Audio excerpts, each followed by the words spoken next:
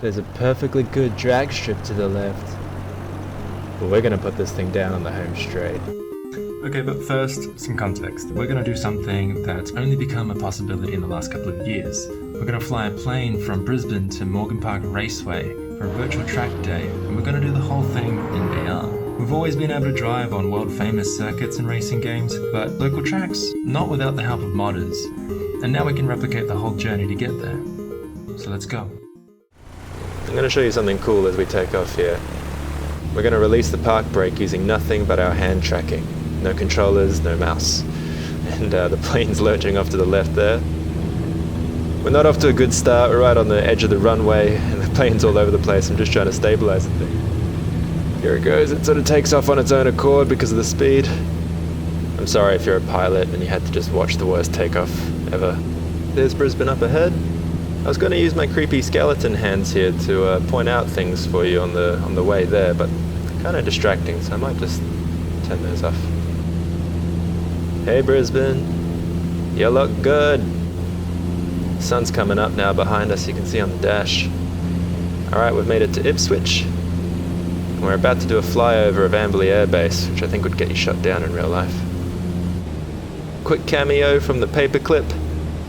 And right next door is the go-kart track where I first rode a motorcycle. You can see the Great Dividing Range up ahead. And there's Lake Mugara, that's our cue to turn west. That's the road that takes you over the mountains. Pretty amazing even in the car, let alone seeing it from the air.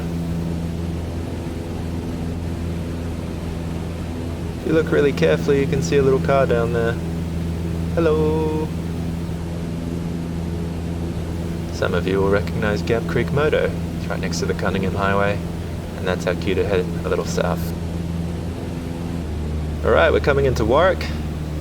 Got many happy memories of KFC after track days on that main road there. You know we're getting close because there's that roundabout that takes you to the track, which is just over there. Morgan Park in all her glory. They've even modelled the footbridge and the cafe in the pits over there. Alright, let's turn this thing around and try to land it. I think we're flying in a bit of a crosswind here.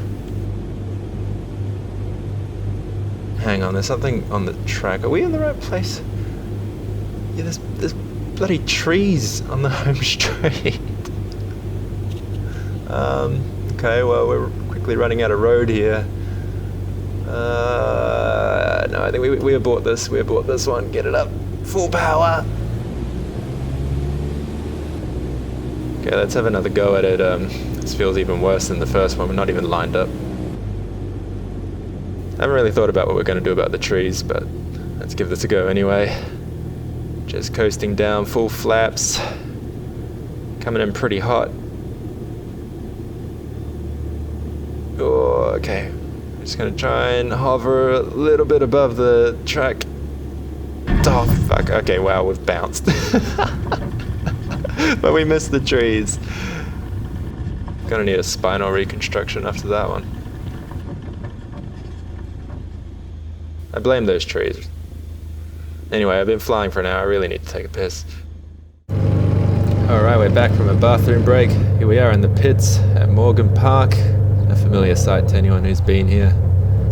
And one thing I want to note is that this isn't part of any official game. It was made by somebody in the community way back in 2011 for a game called rFactor 2, and someone's now converted it for Assetto Corsa, which is what we're driving. But the level of detail is amazing. That shipping container there next to the bathroom block, that's there in real life, and it's those little details that really help with the immersion.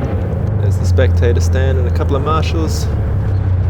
We'll just make sure that no one's barreling down pit lane before we head out.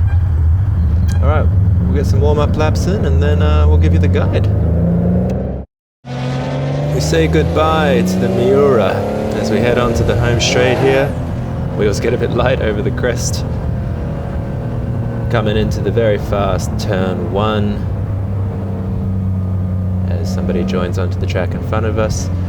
We carry the momentum out to the curb and then pull back in for turn 2, kind of linking those two corners together as one. And we drive really hard, accelerating to get to the bridge of turn 3.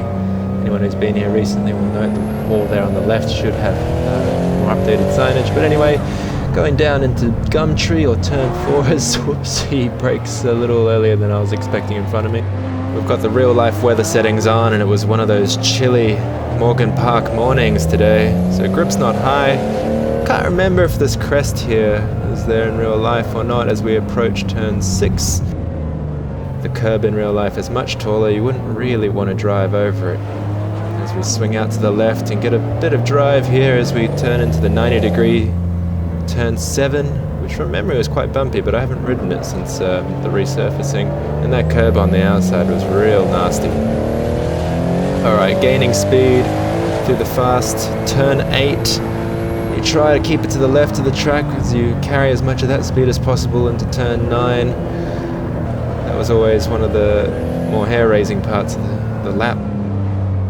And now we're going into the nice cambered turn 10, which goes uphill. This is where you start to get desperate if you haven't made a move yet on the guy in front, into the chicane through turn 11 and 12, where you normally try your hardest to get the best possible drive up the hill and over the straight, but we're going to dive into pit lane here, rather gracefully, locking up slightly over the crest. But that there is a lap of Morgan Park in Assetto Corsa.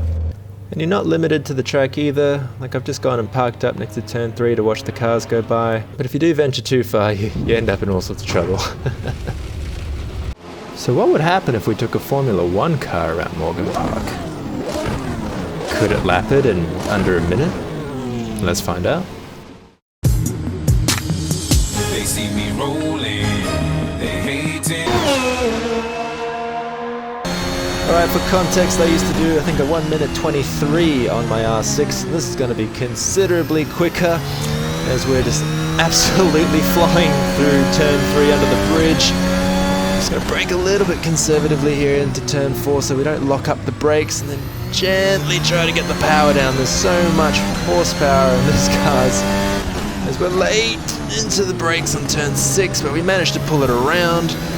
Driving up towards turn 7. Now this is where we really begin to be able to open up the car, full throttle, full send, into the fast left of 8, and not lifting whatsoever as we go into turn 9 here at God knows what speed. I would consider it in real life. Easing into turn 10, then driving hard up the hill. Final chicane here, we're going to take a little bit of curb either side, driving it hard up the hill, and that there is our lap, and we're 55 seconds. Woo. Okay, that is fast. Wow. Well, look, I hope you enjoyed the video and that it's given you a flavor of what's possible these days in video games and VR. Maybe it inspires you to get into it. If you got any questions, you just let me know in the comments, and I'll be more than happy to help out. See you in the next one.